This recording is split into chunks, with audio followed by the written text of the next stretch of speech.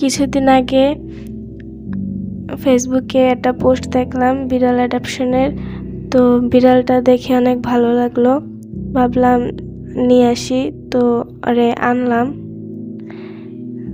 আনার পরে 2 দিন ভালোই ছিল, হাঁটাচলা করতো, খেলতো, খাবার খেত, সব ঠিকই ছিল।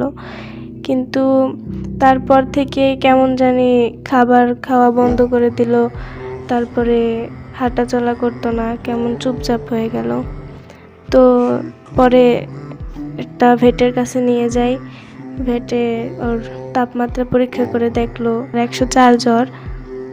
তারপরে ওরে আরও কিছু ইঞ্জেকশন আর কিছু ওষুধ লিখে দেয়। তো সেই অনুযায়ী ইঞ্জেকশন দেই, ওষুধ দেই, কিন্তু তারপরেও তেমন একটা দেখতেছি না ভালোর দিকে। আজকে সকাল থেকে শরীর আরও খারাপ, ওর কিছু খাইতেছে না। খাওয়ানোর অনেক চেষ্টা করতেছি, কিন্তু কিছুই খাইছে না। অনেক কাঁপতেছে শরীর, নাক থেকে পানি পড়তেছে, একদম চুপচাপ, প্রচুর কাঁপে, একটু পরপরই কেমন লড়াচড়া করে, কাঁপে ওঠে, খিঁচুনি উঠছে ওর। পরে আবার আজকে সকালে আবার ভেটের কাছে নিয়ে যাই।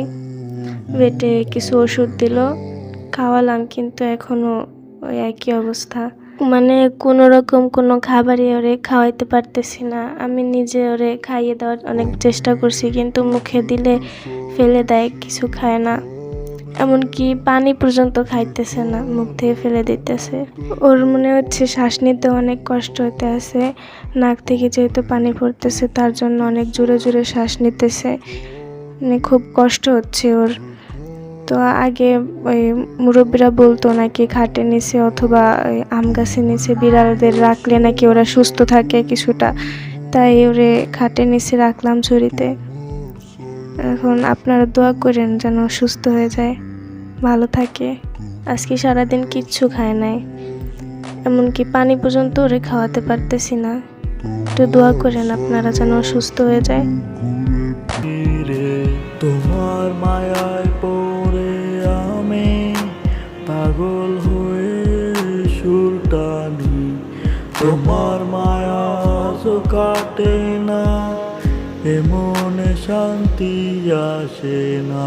তুমি কেন বুঝো না আমাকে নিঃস্ব করো না, তুমি কেন বুঝো না আমাকে নিঃস্ব করো না, তুমি আমায় ভুলে যাও আমাকে।